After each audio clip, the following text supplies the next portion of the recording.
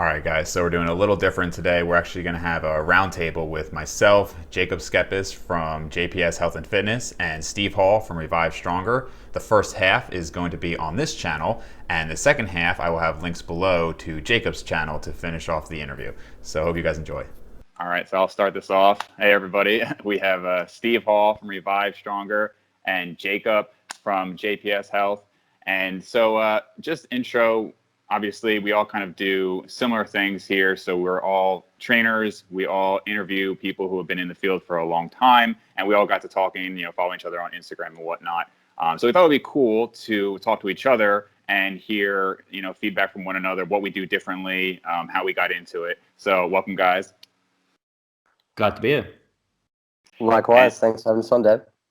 And so something we had all talked about was, making a career out of coaching.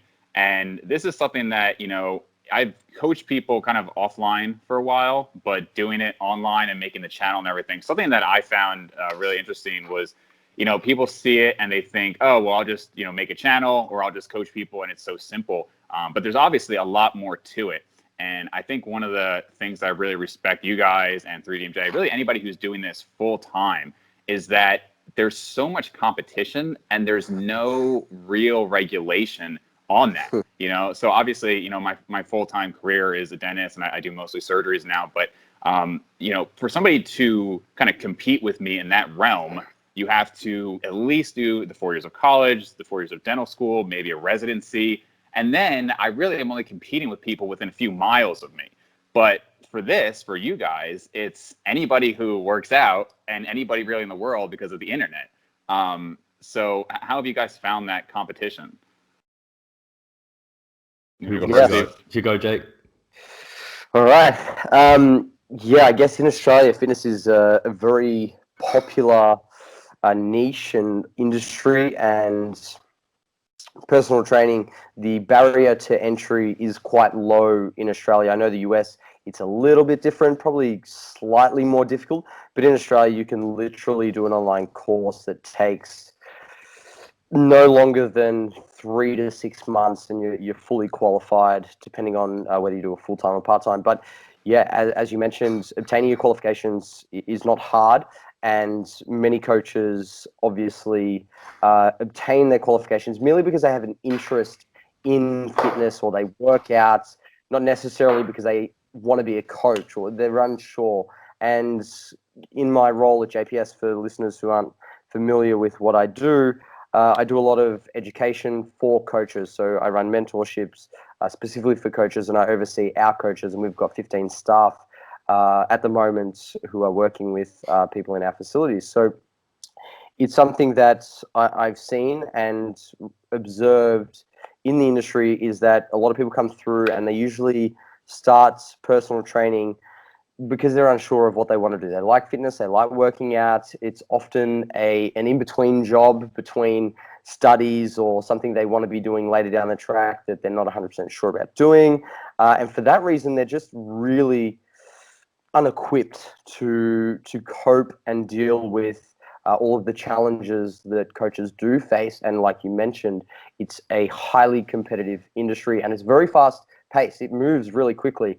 And I've been fortunate that I've been in it for so long that I know how to keep up and sort of stay on top of things. But for coaches who are just coming in, with social media now and obviously other fitness professionals producing content and getting exposure through Instagram, YouTube, Facebook, all those sorts of things, it's more than just coaching. To not only establish yourself as a coach, you need to have, in my opinion, 3 things that contribute to your value ceiling. So you need to have value that you're offering your clients, which is experience and results, whether it's with your clients or yourself, knowledge, and then obviously some form of expertise.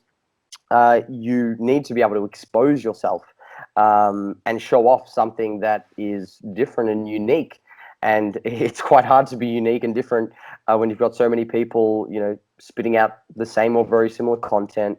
And it can be tough. But I think what most coaches do wrong is they expect to be somewhere very quickly. They want to be at the top really quickly. They're not willing to put in the hard yards and do the work. So I think if there's a coach coming into the industry and dealing with the competition, you need to be good at what you do. And I think you both will agree that to make it you need to be good. And to be good, it requires you to gain experience. And that's not necessarily, working with high volume of people or just time and tenure. It's actually refining your craft and developing skills and competencies in coaching. And I think you just need to pay attention and be willing to do free work. I remember when I first started coaching, I would have coached my first 5 or 10 clients for free just because I wanted to get results and then show those results. I used to hang around at the local gym for hours on end, just cleaning treadmills, the saunas, going around to members, talking to people, ask them about their goals and things like that. And I don't see a lot of people willing to do that. I think it's a generational thing. I think our generation and the people who are coming through now, very much about instant gratification. They got the qualifications, they want a full client list straight away, but they don't respect the fact that to get there, you've got to be willing to not only put in a significant amount of work into developing yourself and your education and what you know as a coach and what you can apply to the people that you work with, but also just respecting the fact that it takes time and it takes a lot of effort. Like, you don't get to the position that Steve's in as an online coach, or our coaches at JPS are in, or 3DMJ, just by doing your qualifications. You have to be at the top of your game, and it's a long road, and you've got to do what's right, not what's easy, over many, many years. And then I think when you do that, there is no competition, because you just simply outlast everyone. The average tenure of a personal trainer is like 6 months. Mm-hmm. So if you can stick around long enough, people just know that you're good and you're reputable. They can trust you. You've worked with a certain number of people, and word of mouth gets out there. And the competition really dies down, because all of a sudden, they look at JPS and it's like, JPS has been around since 2010. Well, that's like 8 years. It's like, well, there's not a lot of personal trainers in Melbourne that have been around that long. So the competition, it's like, I don't really worry about competition as much now, because, I guess we've sort of just stood the test of time. And I think that's probably the hardest thing, as a coach. What do you think, Steve? So I think Jacob made some amazing points. And I really like the kind of values that you talked about that you need to have if you want to succeed in the industry, and that he obviously has over at JPS. And me and Pascal have been honored enough to be on his kind of education course and doing a part for online kind of coaching. And we talk about within there the kind of oversaturation that the market has. And in fact, whilst that seems to many to be a barrier to entry, it actually makes it a lot easier for us, because we stand out from the shit, basically, because there's just so many shit coaches. And as soon as people get coached by them, like, you can only sell shit once. Pascal always reminds me of that, and he always stands by, and he reminds me that we need to stand by what we are doing and the things we do promote, and not go down rabbit holes that might seem prosperous for a short period of time and just continue down the route that we're going. Not saying that I'm trying to go down detox diets or something, but there are some times when you're like, oh, are we sexy enough? Are we cool enough? It's like, no, like Jacob says, like, provide results consistently over time, share those in a platform that you're good at, and you'll prosper, and you will shine out of the shit that just will land below the people who don't consist in the kind of long term within the personal training industry. So yeah, in the UK, there are literally no requirements to be a personal trainer, I don't think, unless like you need to be reps certified. So you have to have had like a qualification. A lot of gyms require rep certification, but some gyms don't. And then for online, it's unregulated completely. I don't know how long that's going to continue, but it's scary, because nutrition and training are like a large part of a lot of people's lives. Kind of like they can screw themselves up, and we've seen it. We've all seen it. Yeah, and like we were talking about before we really recorded, I mean, how many people, because we've all been doing this at least 10 years, I think, pretty much, and how many people that we watched when we got into this are still doing it? I mean, it's very few. There's only a couple names that when I got into this are still around. Most of them, they had an ebook, or, they were on the forums, and now, they're kind of gone. And Steve, you mentioned being flashy enough, and that's one of the other things we were going to talk about, is just creating the fitness content, because you have to stand out. But unfortunately, I think what really grabs people's eyes is some of the flashy nonsense. And the people with the biggest following. Not always, you know, you look at somebody maybe like Omar Isuf, and he's got pretty good content and great people on there. But a lot of these people, I mean, I've seen people with hundreds of thousands of followers, and, you know, without calling anybody out, I mean, the content is just ridiculous. So, you know, how do you keep up with that when you have to compete with, you know, just a girl who's showing her butt and has 200,000 followers, and that's about all she's got going? What I do is I just show off my glutes. Everyone seems to be impressed by my glutes. I don't even do any hip thrusts. But yeah, in all seriousness, I think, again, like I said before, you can only sell shit once. I think a lot of those people who we've talked about who are no longer in the industry is because they have a hot bod and then that's all they have to them. There's nothing deeper there. Something I think has made the difference for Revive Stronger in terms of our growth and the ability for me to grow is I still have some clients who were like back in when I first started, like the loyalty, the kind of buy-in of clients. They're the basis of you to be able to grow. They're the foundation. So if you can keep clients, and you'll only keep them if you get them results, because they won't stay around. No one does. So these are the baselines. So if there's any kind of people listening to this and they're trying to get into online coaching, like Jacob did, he kind of helped people for free. Like you can offer these people like for free or for very little, provide them tons of value. They'll never leave you because they've got someone who's awesome at what they do for very little money, and then you'll grow. They're your foundation to then grow from. And this has been invaluable for me. So I never really concern myself too much about, staying relevant and flashy. I just try and, it's difficult because you try and educate the consumer that the flashy and the edgy things are not required and they're not needed. And the only way you can really confirm that in their mind is by providing good, solid evidence for it. So whether that's client results, that's your own results, and then really well explained information. So we all do that via the podcast. We get experts on to explain this stuff very, very well. We only get credible people on who we trust and that their knowledge needs to be shared. And then we might do like infographics. Me and Jacob do those a lot. And we condense information in a way that's digestible for people. And then they're like, that makes sense. And I think eventually everyone realizes like these fad diets, these things, they don't work. And the audience that we serve are those, we don't want the people that think fad diets work. We want the people that know and trust what we do, and then they'll be consistent with it and they'll get results, and then it just grows. Yeah.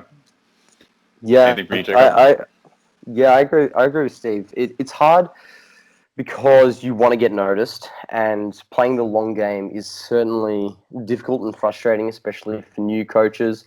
I think it's a lot easier when you're in a position like Steve and I, where you have a very healthy client base to then sit back and say, hey, we don't need to worry about, trying to sell anything sexy and flashy because we've already, we're making money, we're earning an income, we don't have the financial pressure. Whereas I think a lot of people are drawn into portraying their content in a manner that's, trying to get that quick sell. Because they're desperate. There is desperation there. But I think when we look to why consumers are drawn to that type of content in the first place, and not necessarily the principles and the science and the evidence-based content that we put out, you have to look to the values and beliefs and attitudes of an individual. And these are the foundations of much of what makes up somebody's psychological makeup. So I think exposure for evidence-based content is extremely low in comparison to celebrity or commercial mainstream fitness content.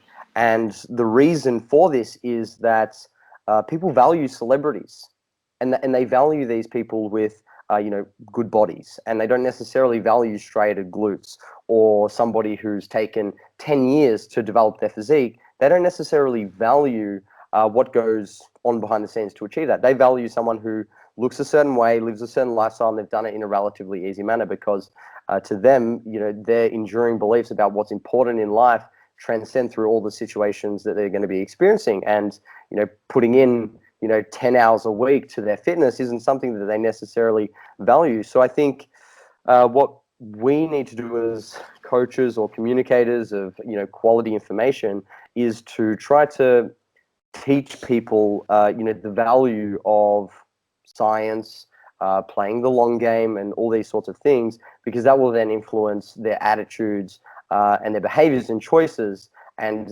that inherently changes who they're going to listen to. But I think for a lot of people, like Steve was saying, they need to experience the shit. They need to try a fad diet. I'm sure both of you have gone through horrible programs, horrible diets, where at the time that was something you valued because the person delivering that information was somebody you believed in or you valued them for whatever reason, and that influenced your perceptions and the decisions that you made. But you must go through those experiences to then appreciate right from wrong, essentially, because it's very easy to tell someone, hey, you don't need to value this, you should value this. But again, our experiences are going to in large dictate what we do and don't value. You mentioned the people are kind of desperate sometimes, and I think it also depends on how you use that desperate nature, because really when I think of the people who currently are the most successful at this, they all kind of have at one point kind of been desperate or maybe lower, and they use that, they just kept driving. So you mentioned before, you were like clean up at gyms, you train people for free. Steve, I know last time you and I talked, it took a while to build up to where you are now, right? You guys both know Juma Araki, and when he and I talked, he went through years of just, not sure if he was going to make it, and he almost quit to start just like a more traditional job. It's pretty common, I find, that a lot of these people, it took years and years. You don't typically see people who are really good at this just come out of nowhere. So I think it's okay to be maybe a little desperate and, not at the top. It's just how you use that, because if you're just trying to be flashy, that's not typically going to work. Yeah, I think for sure. I was just going to say, just an analogy that always rings true to this sort of thing. It's kind of like when you get to stage and you're shredded, there's so much beneath the surface, the iceberg, you do not see. All the years, the grind that's gone in, and then people just see that you're successful and are like, how do I get to that now? And it's like, well, no, there's a lot that goes on beforehand that you don't know about. And I remember Juma, the first time I saw his name was because he started doing his podcast, and he had like all these amazing names coming out, and it was like a big build up. And that was really cool. So I don't think I took inspiration from that particularly, but it's funny how we've all eventually gone where Juma's gone, and we've all been successful. Mm-hmm. And something Pascal and I talked about last time was, he doesn't like when people come to you guys and just ask about the price, because basically it seems like people are just trying to find the lowest price. And, we don't have to mention specifics about money here, but I am curious, do you guys find a certain trend among people who do that? Because for me personally, one of the reasons that I don't train people for free, because I used to, is not because I feel like I need the extra money. It's because I find that people who I did it for free didn't value it. And consistently, those who I would try to help out for free, I'd check back in after help. I'd write up a diet plan, I'd write up a workout, I'd check back in a couple of weeks, and it's like, oh, well, I haven't really gotten started. And even a relative of mine, I at least made them pay something so that they felt that investment, that they were putting in whatever amount, so they felt accountable for it. Go ahead. Yeah. So, all right. So, I guess in terms of determining who's going to be an appropriate fit for my coaching. Back in the day, like I said, when I was doing free work, that was many, many years ago, I've actually put all my prices. I'm actually now separate to JPS. So if people want to work with me, I'm completely separate to the prices at JPS. I have a waiting list now, which is pretty cool. And I have a very detailed screening process. So basically, they have to speak to my assistant. She then, asks them a bunch of questions. If they sort of fit the bill and there's no red flags, so red flags being if they're looking for prices, or if they're, just wanting a quick fix, or they just want a diet plan to, just even the language that they use. And we do screen for, whether they've dieted before, if they've had, body image and, problems with their relationship with food and things like that. So any red flags, I sort of keep an eye out for, because it's really important now for me to work with people who I want to work with, because I want to enjoy what I do, and I'm really fortunate to be in a position where I can pick and choose who I want to work with, but I wasn't always that way. And I think it's important to respect and appreciate that when you are coming up, you're going to have to work with anyone and everyone and generalize initially with your clientele. You can't have a specific niche. You can't be picky. You can't be choosy. If somebody says, hey, I want to train with you, you need to say, cool, let's do it, because that's how you gain experience. That's how you pay the bills. And hopefully over time, if you do a good job, you can start to see what type of client you work well with, what specific niche you're passionate about, what you're good at, and hopefully over time you develop your client base around those type of people, and you end up working with a lot more folk who are, the demographic and the avatar that suit your skill set.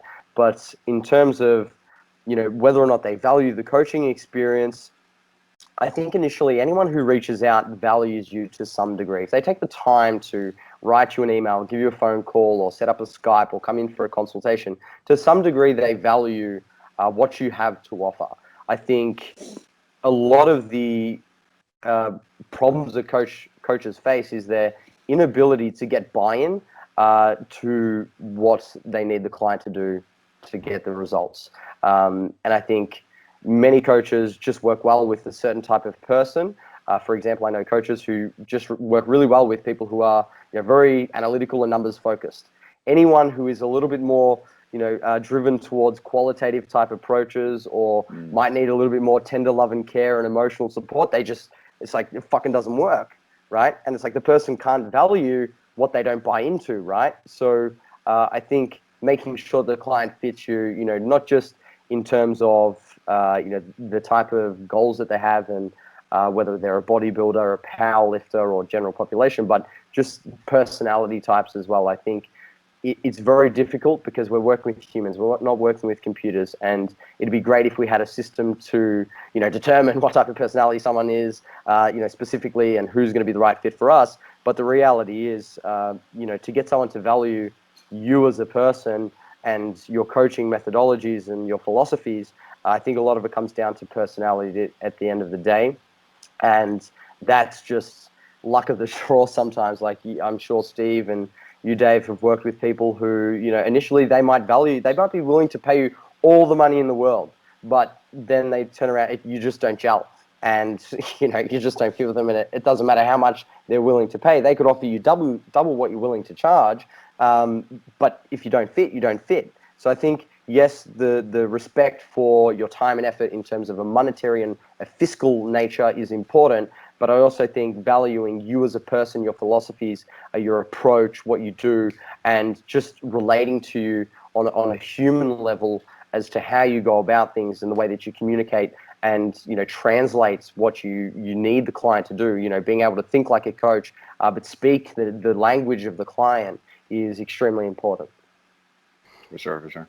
Yeah, I think that was really well said, and I completely agree with you, Dave, in that if you do coach people for free, and I know Jacob said he did that at the beginning, I generally advise people don't do that now, because I just find that they don't value it. And again, trying to coach like friends and family can be quite difficult at times, because again, they view you as that rather than coach.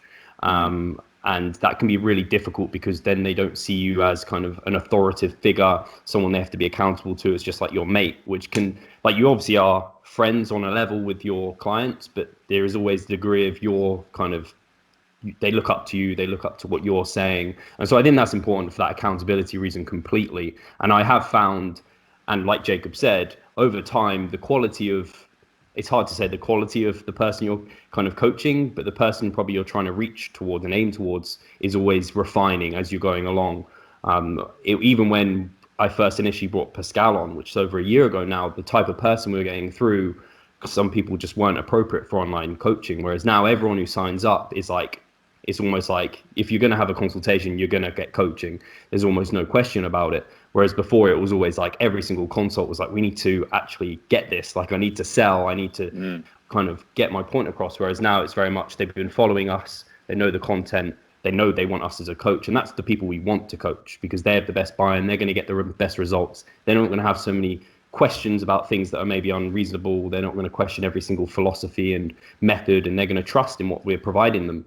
And if they don't trust you as a coach, you're lost. Like, they're never going to adhere. So something we do at Revive Stronger is we charge for a consultation, which we've been doing for like the last few years, which was really helpful because people would just not turn up.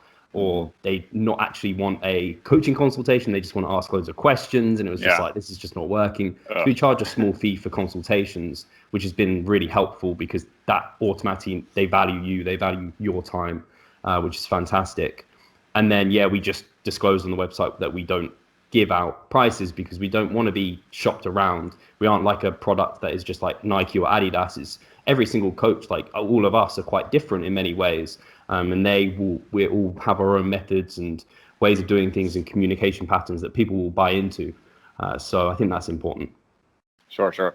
And you just mentioned how we all kind of have our unique ways of going about that. So let's talk about that a little bit, because we're all evidence-based, and we can talk later. One of the topics was going to be how we apply research, but we are all evidence-based. I'm sure we agree on 90% of things, but there's probably some differences. So I know you, Steve, you follow a lot of what Mike Israetel does, and you tend to start with the MEV, go up to MRV and all of that. I actually haven't implemented that much. I've done it in my own training a little bit. I think because you said that you were following the 3DMJ stuff a lot, and I think that you kind of stalled out, right? And then once you switch to like Israetel's methods, which they're not hugely different, but there are differences, you really started to improve again. So I guess, can you kind of detail that a little bit? So I think for me, it's important to clarify. I don't think, and I hope I never would say it, that I'm like, and it always frustrates me when I hear this being said, but I follow Eric Helms' way, or I follow Mike Israetel's way, or whatever it might be, because they will say, first of all, they don't have one way of doing things. Mike Israetel's program for himself will look very dissimilar to what I do for myself, just like my program looks different compared to other clients. So I think it's important just to say whilst they have some different methods of kind of ways they progress, which I think are actually merging a little bit as they are getting more and more kind of communicating, having these roundtables, and they're moving towards that pie in the sky optimality approach, and they're finding what methods of each of theirs kind of are best. Just to reiterate that. But I moved from I would say it was, and I think the guys at 3DMJ would probably say they were more in that power building camp where they very much focused on the big power lifts and then had some additional hypertrophy work. And I think they've moved a little bit away from that somewhat as they've kind of maybe, I don't know, focused more on specificity and have seen the value of some other movements. And that I found to help me. And that's what Mike brought to me, was the specificity and how important it was to focus on that rather than kind of getting strong and massive at the same time. And for me, it never seemed to work particularly well when I was doing that. And I'm sure and I know I could do it better now than I was in the past because I've learned more. I kind of moved towards that. But Mike just brought into me, and he really laid out a lot of the principles that I kind of had in my head, but didn't really know that well. Like, I'd read textbooks, I'm sure you guys were the same, where kind of you read it and you're like, this makes sense, but it just doesn't, what is this? And then Mike brought out the scientific principles of strength training with James Hoffman and Chad Wesley Smith. And it was just like, wow, like you've just put into words what I've trying to be thinking about. And that was a complete game changer for me. And having this and then relaying it to clients in such a kind of way was really, really helpful. So I don't know if I answered your question, but that's how my transition has gone. And I do find the volume landmarks concepts, I think, are fantastic. And I really struggle when people argue against them as if they don't exist. It's like, it's like a thing that can't not exist. It's like saying calories don't exist. That there is an amount of volume that you can do and recover from. There's an amount more than that. And then there is an amount that's the least you need to grow and things like this. So I find I really struggle when people kind of say it's a stupid thing, because it does exist. Just Mike's put some words to it. And I just have found that to be helpful for me when I'm thinking about volume, because in the past I was just like, I'll do 3 to 4 sets on this many muscle groups, and I'd try and kind of have it evenly placed between pushing and pulling movements and things like this. Whereas actually now I'm thinking about what's the appropriate volume for that muscle group, what's going to get the best results for that muscle group, for that individual, how they're responding to their training, are they recovering well? It just made me focus on many other aspects that impact volume. And so I found the volume landmarks to be kind of really, really helpful for me as a trainee and a coach, actually. Gotcha. I'll come back to your points about people arguing with it, but Jacob, you want to touch on yours? Do you kind of follow that as well, or? Yeah, I obviously have read, how much training can do and recover from, the volume landmarks, and many of the philosophies and principles of Mike Israetel. Am I cutting out again? Just briefly. So I follow much of the principles of Mike Israetel, and I think they are brilliant concepts. And the primary difference in terms of how I program for myself, my athletes, and clients is I'm probably not as aggressive with the increases in volume from microcycle to microcycle as what I've seen only from obviously social media and things like that, as what Steve would be. I do know that you're quite aggressive. I remember you put up just recently, Steve, you started with like 6 sets in one session for your back, and then it ended up at like 12 in the final week of your mesocycle. I'm probably a little bit more conservative in terms of adding volume and focusing a lot on progression in reps and load, just using double progressions. Again, I work with a lot of individuals who have they're dual athletes, or they have multiple goals. They want to get strong on the big lifts.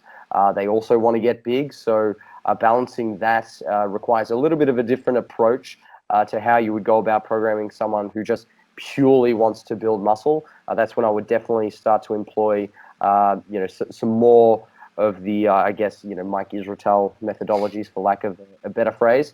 But with those kind of individuals, we're looking at obviously skill acquisition, more specifically on certain lifts and at various joint angles, and we're looking at progressing absolute load on the bar for certain lifts whilst building size simultaneously, which is a little bit tricky in that sense. But I dare say we don't have too many differences in our approach to programming. But I guess something that I do a little bit differently, being a face-to-face coach, I know Steve works online. I have a huge appreciation for, like all coaches do, and I know Steve, bangs on about timeless form over and over again. So I'm not saying that he doesn't appreciate this, but I guess it's a little bit different when you see someone in the flesh complete an entire session.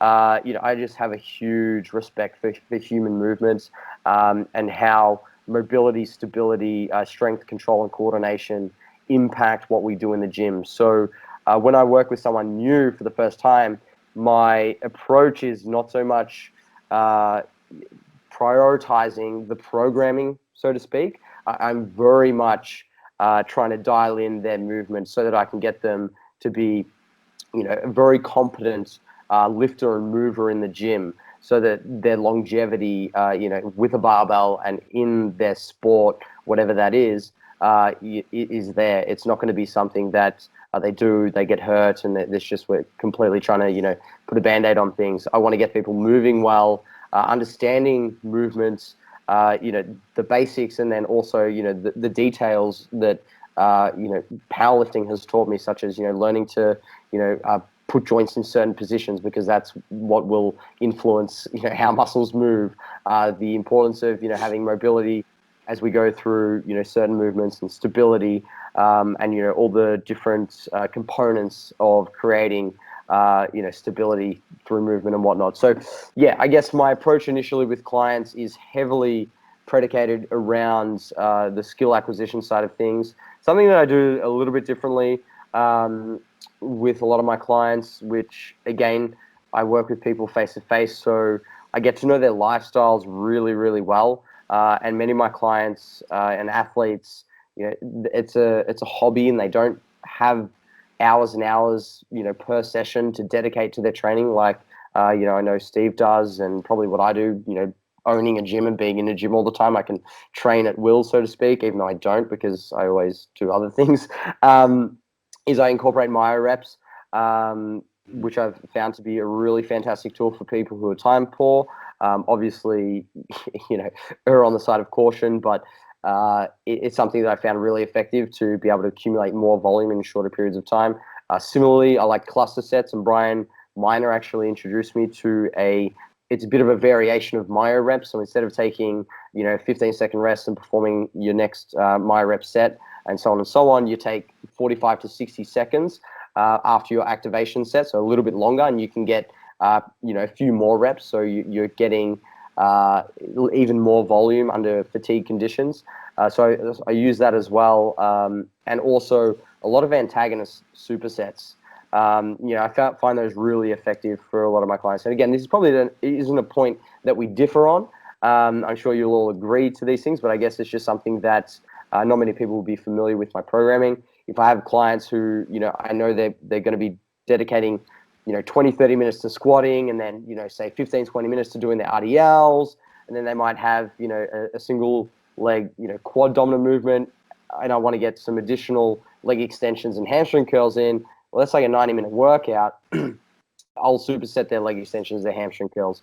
Similarly, if somebody's doing, a cable fly or a pec fly, and they're time poor at the end of the workout, I'll get them to superset that with something like a row or a seated row or a face pull or something like that, just so that, again, we can get the volume in a shorter period of time. So they're probably the programming and I guess the differences in terms of how I approach things. And the final thing I would say is, I know Steve follows the model of MEV to MRV, deload and continue. With a lot of my clients, I'm very reactive with deload. I'll only deload when they need it, because I found the typical work to rest paradigm of 4-to-1 or 5-to-1. A lot of people can eke out progress for a lot longer, especially if they're not ramping up volume as aggressively as what Steve and the Mike Rizzatello approach are doing. When it's a little bit more conservative, and there's just some more load progression and rep progression as opposed to set progression from week to week. You can eke out progress a little bit longer on a program. So I'm more inclined to see how far they can go before performance starts to taper down, recovery starts to slow down, and fatigue is obviously higher than their fitness, which can be problematic for many reasons. But that's probably, I guess, the only differences. Feel free to comment and take it from there. Yeah, the antagonistic supersets, it's funny, I don't even really think about it anymore, but pretty much all of my workouts, if there are two muscles that, aren't conflicting, I'll just go back and forth, just because I don't really like to sit around for, 4 or 5 minutes at a time. So even if it's like not necessarily antagonistic, but like back, and then between then I'll do some sets of calves, or obviously like chest and back, things like that. You talked about the mile reps, and the studies on that and like the cluster reps and all that are interesting, because we learn so much about volume is the primary driver, but a lot of the studies, like there was that one recently, I don't know if you guys saw, on drop sets, and the drop set group, had pretty much the same hypertrophy as like the straight sets. But if you're doing a drop set, you're not going to get, 3 drop sets compared to 3 straight sets. You're not going to get the same net volume, because you're either going to have to drop the weight a ton or lose reps. So there's something else going on there, right, that allows you to still get similar results. And Steve, that was what I was going to mention with the MEV and MRV is, I agree with you. You can't really argue that they exist or that they don't exist, right? Because obviously there is some level of volume where you start getting results, right? So like by definition, that's the minimum effective volume. And obviously there's some volume that you can no longer recover from. So the maximum recoverable volume. So Mike just did a good job of actually putting names to those, right? So they of course exist. I think it's a little hard to experiment with myself, and you guys probably as well. I mean, Steve, I have noticed you've been making a lot of progress recently, but I think when you're in this 10 plus years, it's hard. The effect size is so small, you might make good progress, but for you, good progress is like a pound in a year. So it's kind of, you almost have to experiment with your clients a little bit to see, is there really a difference noticed? For me, there's really not too much I do at this point that I see measurable progress, because I've been lifting for 15 years. But with my clients, I do notice some differences, by scaling up the volume. But I also notice that, and I'm sure you'd all agree with this, there is a wide range that works. And unless you have really controlled, a really controlled environment, it's hard to say, did I make more progress by going from 8 to 12 sets, or would it have been fine if I was at 10 for that mesocycle, And so for me personally, I love the ideas. I just don't know if I've seen a huge difference going from low to really high volumes versus just keeping a sensible volume, and focusing on the sleep, the nutrition, the progressive overload. to me, it ends up being a smaller factor. All right, guys. So like I said, that was the first half. If you want to see the rest of the podcast, go ahead and click the link down below for Jacob's channel. He's got a great channel, a lot of the same guests I've had on here, a lot of the same concepts. So if you like this channel, I'm sure you're going to like his. So check it out.